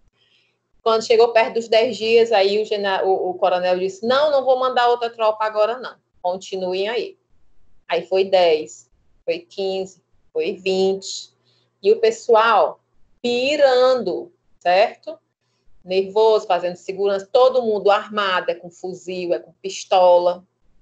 O que foi que aconteceu? Quando já estavam com 30 dias vivendo nessas condições insalubres, era aniversário de um soldado. E o soldado pediu uma folga para o tenente para ir para a cidade para comemorar. E aí o tenente disse que ele não ia. Esse cara, né, tinha ali já comprado no aí da cidade umas cachaças, já tinha bebido umas cachaças, ficou puto da vida com o tenente, fez o quê? Pegou o fuzil e atirou contra o tenente. Certo? A sorte foi que o fuzil travou, meu povo. Meu marido estava no meio do engodo, tá? Menino, um tiro de fuzil, gente, quando não mata, aleja, certo? E aí, o que foi que aconteceu? Bem, todo mundo se embora, né? Depois que acontece a merda. E esse rapaz, ele foi preso. Foi preso no quartel, certo? E ele foi julgado por tentativa de homicídio e agressão corporal, essas coisas. E ele foi julgado pela justiça aqui no fórum da cidade? Não. Ele foi julgado pela justiça militar, certo? Meu marido até foi como testemunha e tudo mais. Então, eles têm juiz, eles têm todo o sistema deles. Então, o direito militar, ele vai trazer as regras que se aplicam aos militares, porque são totalmente diferentes das nossas, certo? Então, direito militar é isso. Aí um exemplo da realidade. Às vezes, quando eu vou contando essas histórias para vocês, eu lembro assim, menino, mas eu já vivi, viu, nessa vida. É história para contar. Você já escreveu um livro contando minhas pérolas? No tópico 5, ainda falando aí do direito público, a gente viu os ramos especiais do direito, que tem aí direito do trabalho e direito do consumidor, né? Direito do trabalho é bem legal também. E eu particularmente gosto de estudar direito, porque eu gosto muito de ver como as coisas funcionam na prática. Mas estudar direito requer, assim, bem dedicação. O direito do trabalho, gente, ele vai regulamentar as relações trabalhistas, né? Ou seja, aí como vão acontecer essas relações entre empregado e empregador. O que é que um pode, o que é que o outro não pode, tá? É lá que vai se estudar a questão das férias, que tem lá dizendo como é que vão ser essas férias, vão ser remuneradas, a questão da carteira assinada, do salário mínimo, do respeito ou desrespeito a essas regras, tá certo? Então, tá tudo lá dentro do direito do trabalho. Existe também uma justiça direcionada às questões do trabalho, que é a Justiça do Trabalho, certo? Tem também um ramo do Ministério Público aí, também especializado na questão do trabalho, que é o Ministério Público do Trabalho, certo? As relações trabalhistas são objeto do direito do trabalho, sejam elas individuais, que é empregado e empregador, ou coletivas, quando juntam aí vários empregados, né? Como a questão dos sindicatos. Nós temos, por exemplo, as CCTs, que são as convenções coletivas de trabalho, onde os sindicatos dessa categoria de trabalhador fecham os acordos de diárias, de auxílio transporte, auxílio saúde, auxílio funeral, auxílio alimentação, a salário base, né? Entre o sindicato dos empregados e dos empregadores, e aí isso é regido pelo direito do trabalho. Então, o direito do trabalho, ele vai estudar todas essas nuances, tá certo? E as relações aí entre a questão do direito do consumidor, porque nós, né, enquanto consumidores, temos que estar atentos para lutar pelos nossos direitos, não deixarmos aí sermos enganados, ludibriados, prejudicados, né? E algo que facilita é que a gente tem um código, né? A gente tem o direito do consumidor, que tem um código que vai trazer as orientações quanto como se dará aí essa movimentação dos direitos e das obrigações de cada um. Então, as relações aí entre fornecedores e consumidores serão objeto do estudo do direito do consumidor. O CDC, né, que é o Código do Direito do Consumidor, ela traz aí diversas disposições sobre proteção contratual, publicidade, né, tem lembra que estavam a CONAR, o CONAR estava na cola meu Deus, é Gustavo Lima, meu povo, aquele que fazia as lives bem longas e cheio da cachaça, né? E aí estavam querendo limitar o acesso, porque aquilo era uma propaganda, né? De uma certa forma, era questão de publicidade, de uma mensagem que não era muito boa, principalmente para as crianças, né? Então, existe também a interferência com relação a essa publicidade, para que não sejam feitas aí propagandas enganosas, né? Ainda aí as hipóteses em que se permite a desconsideração da pessoa jurídica. Por quê? A pessoa jurídica, por exemplo, tem um princípio na contabilidade, que é o princípio da entidade, que diz que os bens, né, de uma empresa não se confundem com os bens do sócio. Isso quer dizer que na hora de executar a falência, por exemplo, de uma empresa, né, os seus sócios eles consigam permanecer com seus bens sem serem atingidos, né? Porque eles não serem prejudicados. Mas há possibilidade aí no direito do consumidor que o juiz ele pode desconsiderar essa questão da pessoa jurídica. E, por fim, foi abordado também a questão do direito ambiental, que vai trazer aí as regras que vão reger a proteção do meio ambiente, certo? Sendo aí esse um direito multidisciplinar. Esse eu confesso que não tenho muita intimidade, se alguém tiver interesse, né? O livro ele não se aprofunda muito, porque não é a intenção, certo? Mas se vocês tiverem interesse, é uma questão bem atual, né? Eu acho que, inclusive, acho que já nasce como uma necessidade até da formação do administrador, como a gente pode estar aí à frente de setores, dos nossos negócios, ou cuidando dos negócios, administrando os negócios de outras pessoas, né? é importante trazer essa adequação para a questão do meio ambiente, né? Não dá mais para agir como se não fosse necessário se preocupar com essa questão. A gente até tem que é a questão da responsabilidade, tripé das responsabilidades da administração, que é de uma empresa, responsabilidade ambiental, responsabilidade social e a responsabilidade, esqueci, ambiental, social, acho que é a do orçamento da empresa, sustentabilidade, seja sustentável. E aí, a gente foi para o tópico 6. O tópico 6 vai trazer uma abordagem sobre o que é o direito público externo, né? Opa, deixa eu passar aqui o slide. Pronto. O direito internacional público, né? Então, o direito internacional público aí é um ramo do direito público externo e ele cuida das relações entre os estados entre si e entre os seus integrantes. Então, quando ele estiver negociando aí externamente, há uma legislação para regulamentar como isso se dará, certo? Isso aí é o direito internacional público. Veja, tudo onde há relações jurídicas, há necessidade, então, de um ramo do direito surgir para regulamentar isso. Não à toa, tem agora também a parte do direito cibernético, né?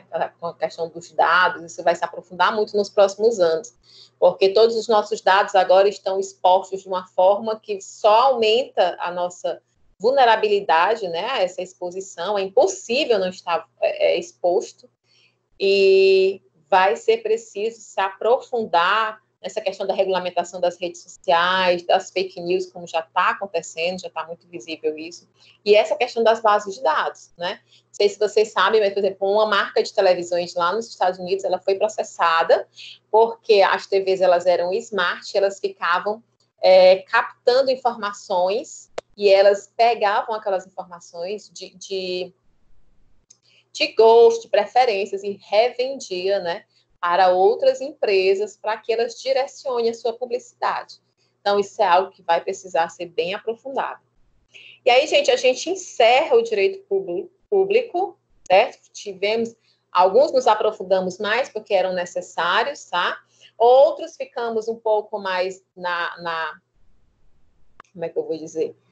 No raso, porque não são muito utilizados dentro do processo de gerência, né? Então, a gente tem que direcionar o foco. E aí, a gente chega na última unidade, que é a unidade 3, o direito privado, tá bom? Nessa unidade, a intenção aí é compreender o direito privado e os seus ramos, conhecer o direito civil, né? A gente conheceu bem aí a parte do direito civil, e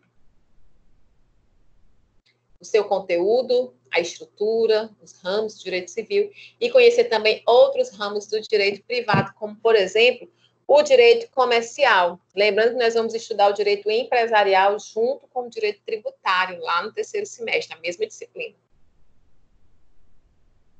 Então, lá no tópico 1, direito civil, noções e estrutura. Veja, esse tópico, ele foca em 2 itens importantes. O direito civil trata aí, para ficar claro, que ele trata das relações entre particulares. Então, você vai lembrar disso. Marcela, mas tem ali o Estado. Se tem o Estado, é de direito administrativo, certo?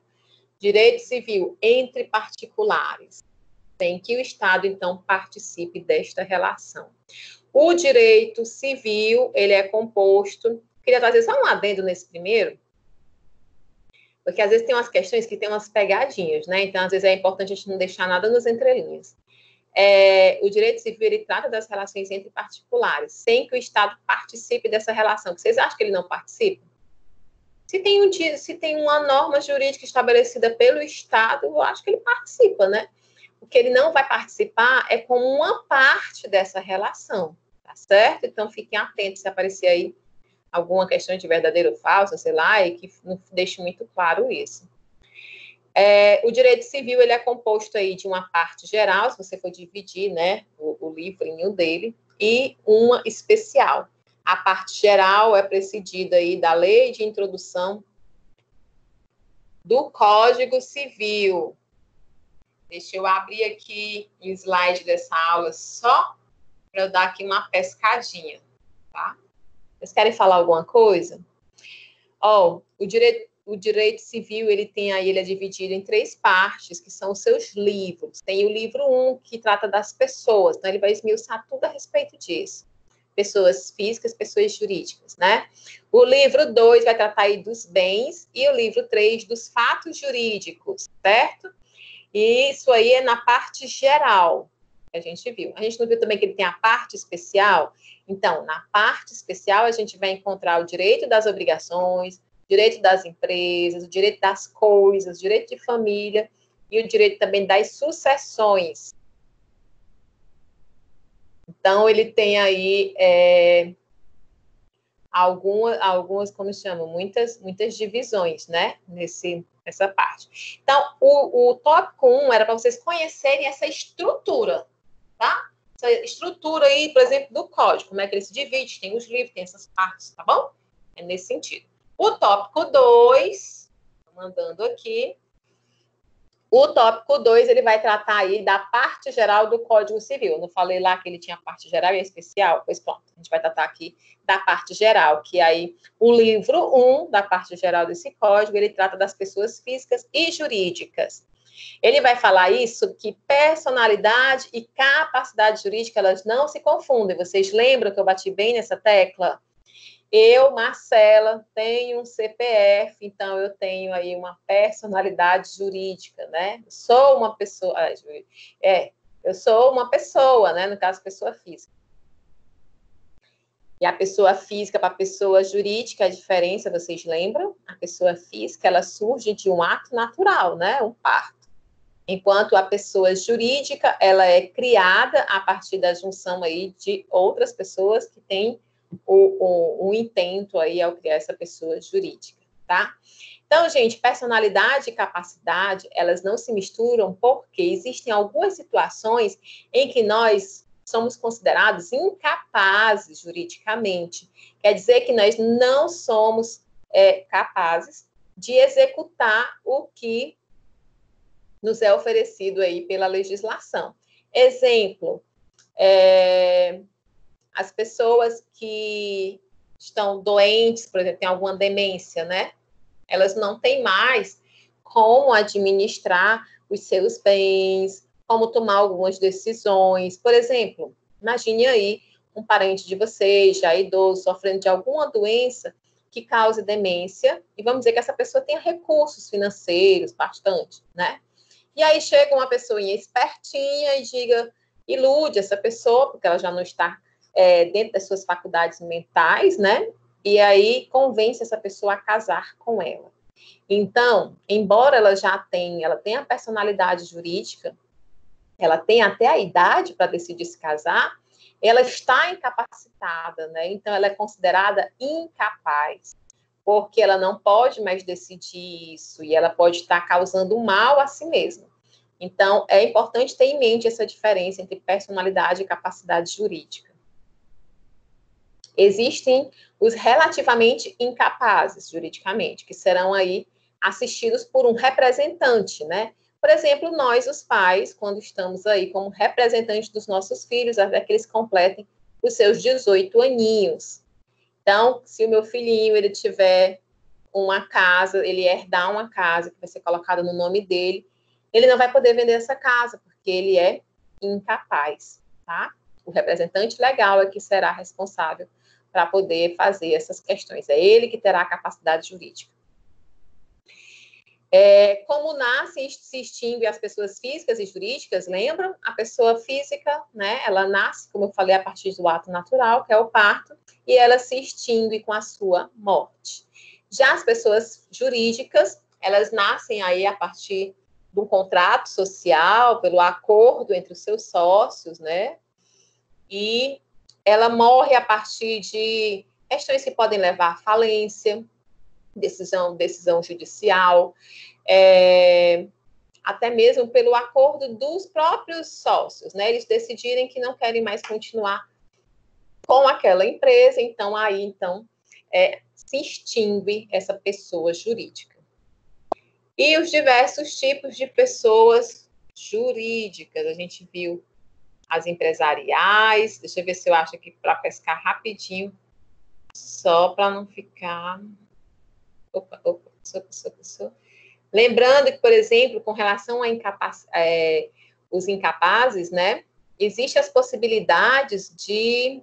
Como chama, gente, a palavra? Peraí. A palavrinha aqui na boca. Emancipação, né?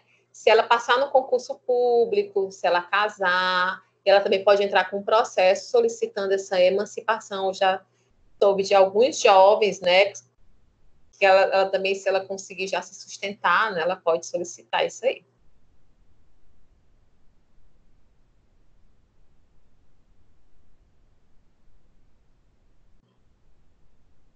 Pronto. As pessoas jurídicas de direito privado é sociedade, associação e fundação, tá? A sociedade é aí uma atividade econômica que pode ser empresariais, empresárias, quer dizer, e simples. As empresárias, elas visam o lucro. As simples é um exercício aí de uma atividade intelectual. Existe também a associação, que é uma atividade não econômica, que tem aí objetivos comuns, e a fundação, que é uma atividade não econômica e tem um patrimônio aí cedido por uma instituição. E com isso a gente fecha o tópico 2. O tópico 3, ele tratava sobre a parte geral, que era o livro 2 já, tratando aí dos bens. Lá no 1 tratava sobre as pessoas, agora sobre os bens. Aí ele está bem sucinto, os 2 pontos que eles querem. Bens e coisas não se confundem, e são diversas as classificações de bens que esta classificação ela é importante, tá? Então, foca. Lembra que os bens eles podem ser públicos ou privados, eu acho que fica muito claro, a gente não precisa de mais informações do que possa ser algo público e privado, né? Os bens, eles também podem ser móveis e imóveis. Móveis se movimentam, imóveis não, como um terreno.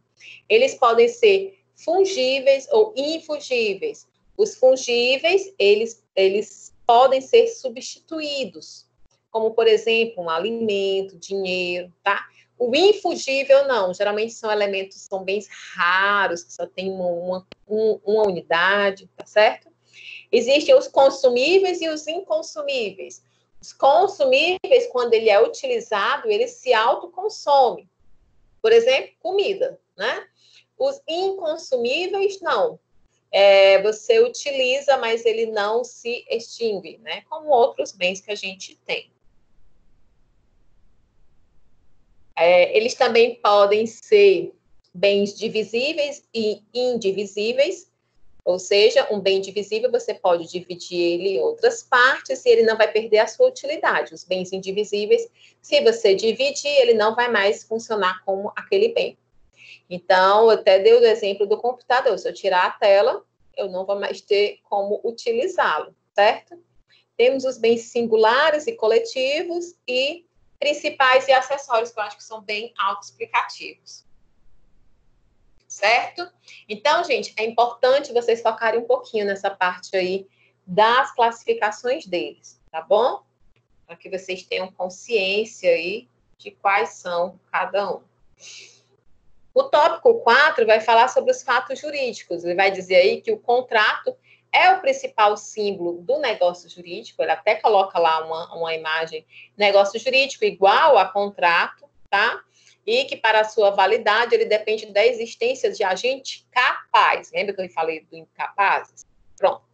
Ele precisa da existência do agente capaz, do objeto lícito, e a forma prescrita, olha aqui a brecha, ou não proibida em lei. Lá na administração pública pode ser isso? Não pode. Tá. Vamos lá. O contrato, né, ele vai ter validade se ele foi executado por alguém capaz, juridicamente. Exemplo, pronto, o casamento que eu estava falando da senhora já com algum problema de demência. Ela pode, a pessoa pode levar ela no cartório e casar? Pode. Mas esse ato aí, né, é passiva. Na verdade, a gente vai ver lá os nulos e os anuláveis, e esse daí ele se enquadra como nulo. Porque não há o que se provar, era uma pessoa incapaz. Não tem o que se discutir, tá certo? A outra coisa. Objeto lícito. Então, o objeto o objeto aí dessa negociação, desse contrato, ele tem que ser algo que é permitido em lei, tá bom? Ou que não seja crime. E é uma forma prescrita, ou seja, a forma que está prevista na legislação para acontecer essa situação. Ou então, uma forma que não é proibida em lei. Ou seja, que a lei não previu, você utilizou, mas a lei também não proíbe. Então, vai dar certo. Tá certo? Então, é preciso ter em mente essa movimentação aí para a validade desse fato jurídico, contrato, desse negócio jurídico. Na falta dos requisitos legais ou ocorrendo aí defeito no negócio jurídico, o ato ele vai poder ser nulo ou anulável. Aí prestem atenção na diferença entre nulo e anulável, porque na hora que você for responder lá a sua prova, né? Aí você fica, meu Deus, eu não lembro. Nulo quer dizer que aquele ato em si, ele é nulo. Não tem que se discutir. É como se você pegar, eu me casei com uma criança de 10 anos. Não pode. É incapaz juridicamente, tá? Você, mesmo que você consiga, você não vai conseguir, que você vai levar os documentos no cartório, né? Mas sendo que seja um outro exemplo que vai acontecer, resta claro que aquilo não tem validade nenhuma. É um ato nulo, tá?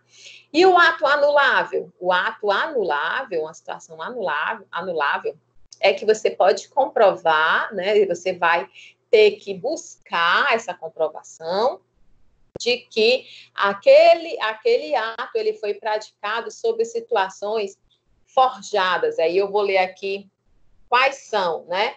Olha, um ato é nulo, gente, quando ele é celebrado por uma pessoa absolutamente incapaz, ou se ele for ilícito, impossível ou indeterminável o seu objeto, não ficar claro. Se o motivo determinante comum a ambas as partes, ele for ilícito, eles procurem fazer algo que é um crime. É nulo também quando não revestir a forma prescrita em lei, então, se ele não utilizar o formulário, o tipo de contrato, né, que está previsto em lei, se for preterida alguma solenidade que a lei considera essencial para a sua validade. Então, existe algum trâmite ali que a legislação exige que aconteça para que aquele ato seja lícito, seja válido. Se esse trâmite não foi obedecido, então ele é nulo. Se tiver por objeto fraudar uma lei imperativa, e também a lei taxativamente o declarar nulo, ou seja, a lei já diz que aquele ato é nulo e proíbe então a sua prática. Então, todas as situações que se classificarem dentro dessas características, né, desses incisos aí, esse vai ser um ato nulo, ou seja, ele não tem validade. Exemplo, eu lembro que eu dei o exemplo das casas. Eu e meu marido somos casados com regime de comunhão de bens, universal de bens. Quer dizer que o nosso patrimônio não pode ser desfeito com autorização de apenas um, tá? Por quê? Nesse caso, ele é incapaz. Ele não tem essa capacidade jurídica, porque ele vai contra a legislação, porque a legislação exige que haja uma decisão por ambos. E aí o meu marido resolve vender a casa sem me contar. E só ele assina. O comprador vai pagar para ele. Aí ele vai chegar aqui e vai dizer que a casa é dele, que veio se mudar e que eu vá embora. Eu vou embora? Não vou. O ato é nulo, certo? Ele que vai atrás do meu marido e vai cobrar o dinheiro a ele. O que ele fez não tem validade, é nulo, não tem validade nenhuma, não existiu, só na cabeça dele, certo? Foi enganado. E o anulável? O anulável é se nessa mesma situação o meu marido me chantageia, diz que vai, sei lá, me bater, então, o que for, certo? Me matar, se eu não assinar essa venda. E aí eu, coagida, vou e assino. É um ato válido? É, certo? Ambos assinaram, usou o instrumento correto, obedeceu às solenidades. Então, se você olhar ele de, opa, isso aqui é válido, ele vai poder vir aqui e me botar para fora de casa, vai. Mas eu posso entrar na justiça e vou aí, vou provar que eu agi sob coação. E aí esse ato ele pode ser anulável. Vai depender da decisão jurídica. Então, um ato ele é anulável por incapacidade relativa do agente ou então por vício resultante de erro, dolo, que é a intenção do erro, coação, estado de perigo, lesão ou fraude contra credores. Por exemplo, uma empresa está devendo muito e começa a se livrar de alguns patrimônios na intenção de esconder aí o patrimônio, certo? Então, isso aí pode ser anulável, tá bom? Ficou claro que é nulo, que é anulável? Estamos finalizando.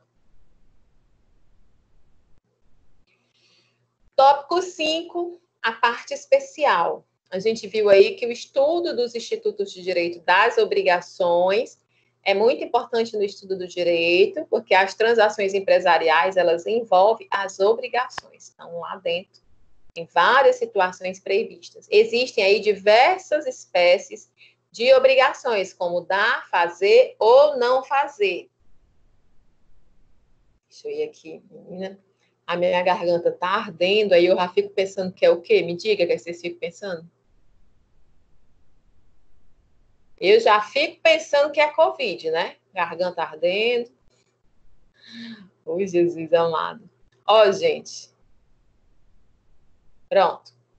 É a questão aqui que coloquei aqui. Existem diversas obrigações, como dar, fazer ou não fazer. Vamos ver aqui, tá? Por exemplo, a gente tem um credor, certo? Esse credor, ele tem o direito de exigir aí a obrigação, aliás, o cumprimento de uma obrigação junto a um devedor, certo? Esse devedor, ele tem o dever de cumprir essa obrigação. E essa obrigação, ela tem aí uma natureza patrimonial, ou seja, a prestação de dar, de fazer, ou então de não fazer alguma coisa. Aí vai depender de cada situação. A obrigação de dar, ou seja, de entregar uma coisa, quando esse aí é o objeto, como um contrato de compra e venda. Você tem uma obrigação de dar alguma coisa que você vendeu, certo? Já a obrigação de fazer é a que envolve, por exemplo, contrato de prestação de serviço. Você contratar um serviço de um engenheiro, de um arquiteto, tá certo? Então, ele tem a obrigação aí de fazer. E a de não fazer é quando as partes se obrigam a deixar de fazer alguma coisa, como, por exemplo, quando o vizinho se obriga a não construir um muro, certo? Então, é isso aí que ele quer dizer com as espécies de obrigações de dar, fazer ou não fazer. O não cumprimento das obrigações, ele gera consequências, certo? Então, se você assinou, por exemplo, um contrato aí de prestação de serviço, a pessoa não fez, vai ter consequências, né? Aí tem o direito do consumidor e tem outros direitos aí para subsidiar. O direito de contratar, ele sofre limitações por princípios aí como da função social do contrato e a boa-fé objetiva. Deixa eu ver aqui. Meu povo, eu tô morrendo de medo aqui. Meu nariz. Acho que foi só a mudança de clima. A propriedade, ela é um direito que permite gozar, usar, dispor e reaver um bem de quem injustamente o possua.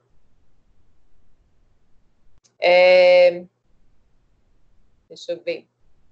Por exemplo, a questão do uso capião, a pessoa entra num terreno seu, né? Derruba a cerca, entra, Começa a construir lá dentro, e aí você pode solicitar, por exemplo, uma desapropriação. Aliás, não é desapropriação, peraí o nome. Você vai tentar reaver a propriedade, porque você tem a posse. Ou seja, você tem uma escritura dizendo que aquele terreno é seu, mas você não está mais... Aliás, você tem a propriedade, mas você não tem mais a posse, porque quem está utilizando é aquela pessoa que invadiu, né, o seu terreno. Então, aí, dentro do direito civil, ele vai demonstrar o que pode acontecer, né, como pode ser feito, para que você, então, tenha de volta aí o seu direito de posse, né, seja recuperada a sua posse. E aí, pronto, nessa questão dos conceitos de posse e propriedade, eles não se confundem. Então, tenham em mente isso. A propriedade é você ser o dono, proprietário, né, de algo. E a posse é a utilização disso. Quando você tem um carro que é seu, você está usando e você, Deus me livre, é roubado, né? Aquela pessoa que te rouba, ela não tem a propriedade daquele bem, mas ele vai ter a posse, está em posse dele, certo? Aí é importante, continuando aí, que a posse ela se classifica em diversas espécies, né? Tem a posse justa, a injusta, a precária, a violenta e a clandestina. Está citando aqui, então, porque é importante vocês darem uma olhada nesses tipos, nas características de cada um. Existem vários direitos reais sobre as coisas alheias, tais como a hipoteca, a anticresse, tá? Tem lá dizendo bem direitinho, a hipoteca é mais ou menos quando você coloca um bem, né, como garantia para levantar algum recurso, né? Se você não pagar o seu bem que foi colocado aí em garantia, você vai perder, né? Vai ser dado em pagamento. O direito do proprietário de construir é sempre limitado, podendo o proprietário ou possuidor ingressar na justiça para fazer cessar este uso anormal da propriedade, podendo ainda exigir, além da demolição da construção, uma reparação dos danos causados. E aí eu lembro que eu citei para vocês, por exemplo, quando você vai construir um sobrado, sobrado é uma casa com um andar a mais, né? Um duplex, que nós chamamos aqui. Quando você constrói um desses, você vai abrir uma janela lateral, você tem que respeitar uma distância, salvo engano, de 1,5 metro, tá? Para o muro, para que o seu vizinho tenha privacidade. Se você não respeitar isso, ele pode ingressar na justiça, certo? Solicitando aí que se feche a janela, porque você está desrespeitando, né? A outra coisa, outro exemplo que eu dei, deixa eu ver se eu dei mais algum exemplo em relação a isso. Na justiça, fazer cessar esse uso anormal, a demolição, a reparação dos danos causados. Então, o direito de família, né? O direito de família vai ser aí a parte do direito norteado pelo interesse social.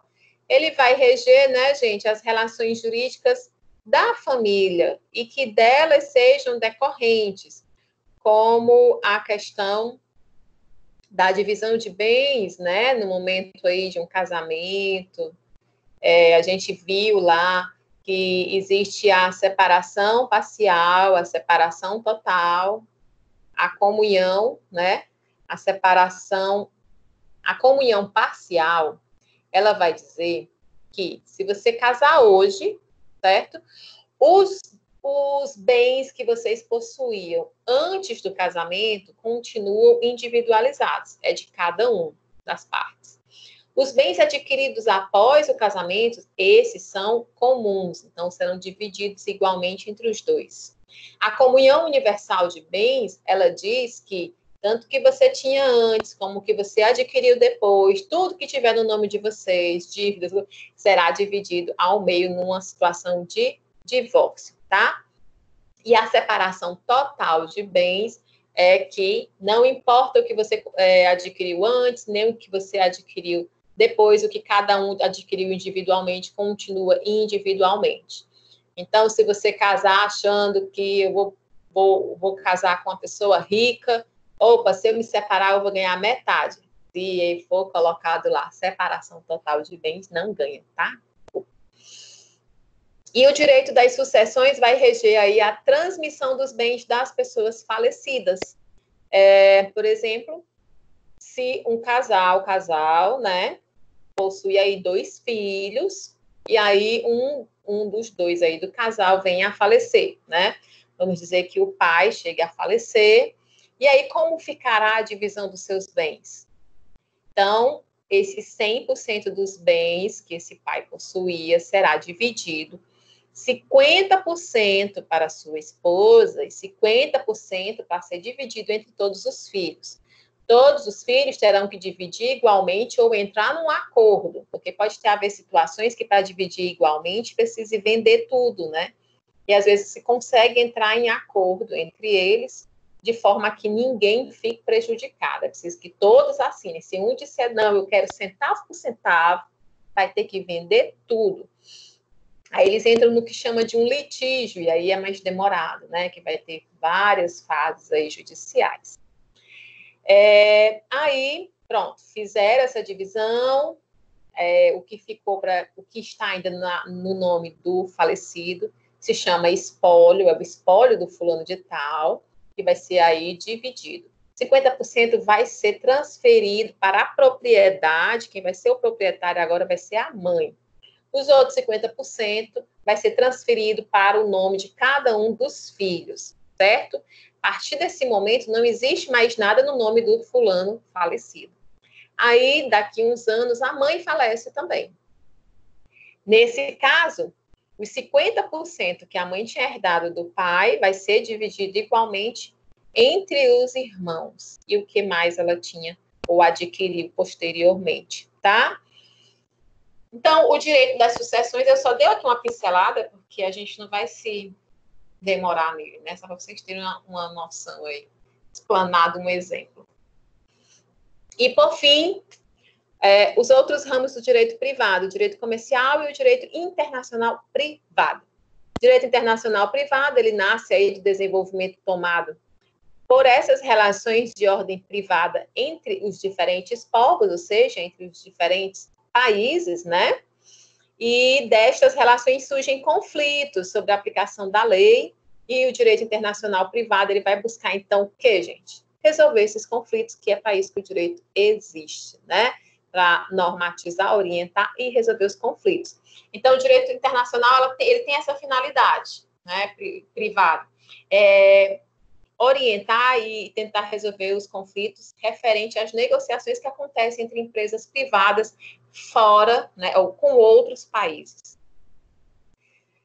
Gente, com isso eu finalizo.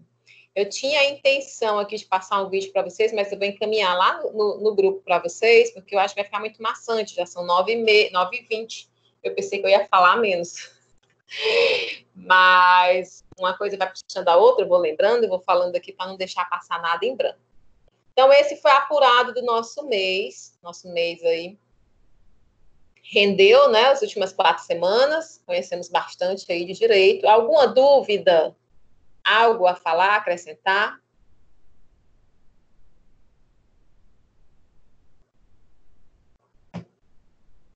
Nada? Tá bom. Eu vou finalizar aqui a gravação, vou agradecer a presença de todos.